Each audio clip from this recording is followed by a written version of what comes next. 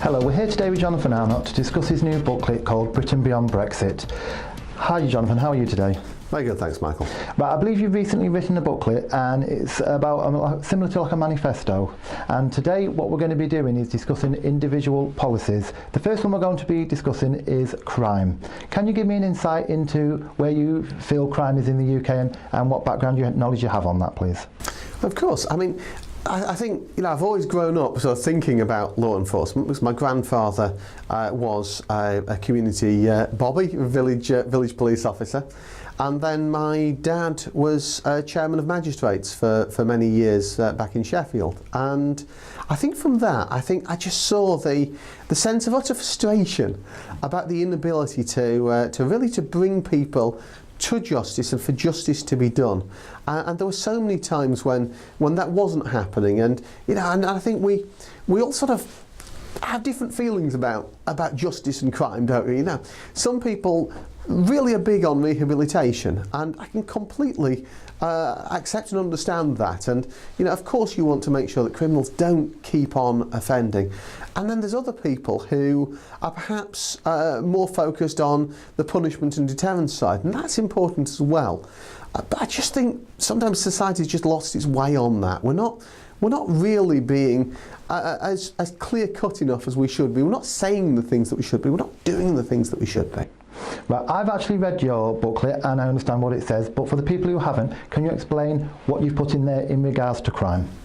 Well, there's a lot, but briefly, the first thing is you need to be prepared to draw lines in the sand, don't you? You need to be able to say this far and no further. So I'm suggesting that perhaps our courts should have a couple of new powers at their disposal. So, for example, a last chance declaration to say to somebody, this is your last chance before jail.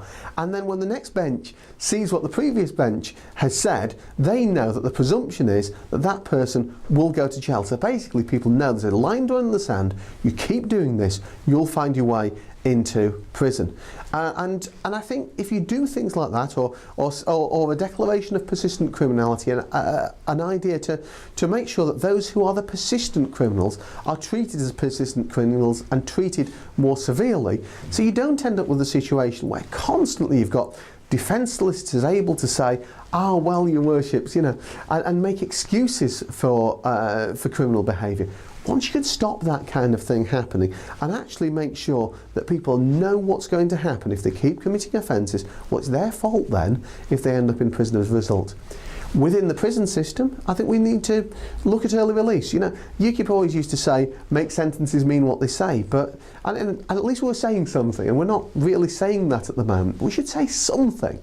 And the thing that I think we should be saying on crime, really, on prisons, is let's make sure that early release is something which is conditional on good behaviour, on people actually working hard at their education and rehabilitation, and thirdly, we'll help businesses to do this, making sure that people have got a job to go to when they come out of prison. They've got to find a job or join the army or whatever, but they've got to have something productive to do to break that cycle of reoffending.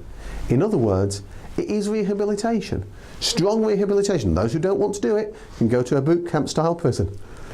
But it's rehabilitation with teeth, and that I think is very important. Thank you for your time, Jonathan. Thank you.